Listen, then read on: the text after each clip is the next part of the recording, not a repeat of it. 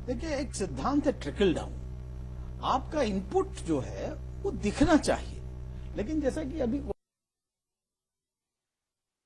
कुमार अली साहब बता रहे हैं, चाहे वो गरीबी के आंकड़े हों, चाहे वो करप्शन के आंकड़े हों, चाहे वो जीडीपी की ग्रोथ का भी आंकड़ा देख लीजिए, तो वो आंकड़ों में कहीं दिख नहीं पड़ रहा। और ट्रिकल डाउन 3 महीने में नहीं। लेकिन ऐसा नहीं है, माफ कीजिए, 14 करोड़ लोगों को गरीबी रेखा से ऊपर उठाया है, 9.5% विकास दर लेके गए हैं प्रधानमंत्री मनमोहन सिंह, जो अब तक की सबसे रिकॉर्ड है। कब गए थे? वो कह रहे हैं कि बीते 9 साल में, वो उन्होंने आज भी कहा आज क्या है कि बीते 9 साल में जितनी विकास दर रही है इतनी 9 साल में कभी आज तक नहीं रही। तो मुझको पता है, जब आपकी जो ग्रोथ रेट 0 थी और एफडीआई से लेकर के इकोनॉमिक पॉलिसी आई, तो नेचुरल है कि ग्रोथ दिखाई पड़ेगी, लेकिन उसका बेस कितना पड़ा है, कितने लोग उसके ऊपर, आप बता रहे 14 करोड़, वो तो नंबर के हिसाब से हर साल कुछ ना कुछ लोग ऊपर आ जाते हैं, लेकिन क्या इफेक्टिवनेस उसकी गरीबी की बढ़ रही है कि नहीं बढ़ रही है, एक ये बात है। दूसरी बात ये, जैसा कि हम व्यक्तिवादी इसलिए कह रहे थे कि एक व्यक्ति के ऊपर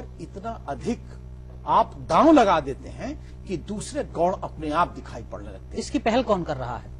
ये पहल मुझे लगता है 2014 में जो लोग कमजोर हैं वो लोग तो कर सकते हैं, लेकिन आप सशक्त हैं। सर ऐसा क्यों?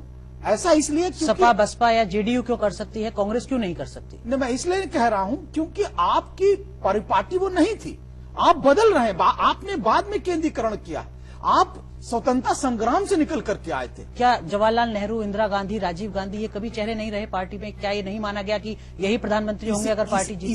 इसीलिए वंशवाद का जब आरोप लगता है तब आप परेशान हो जाते हैं। तो वंशवाद के आरोप को हटाने के लिए आपने देखा होगा, नेहरू और गांधी परिवार का हमेशा एक आदमी या तो पीएम रहा और या फिर संगठन के ढांचे का सर्वोच्च पद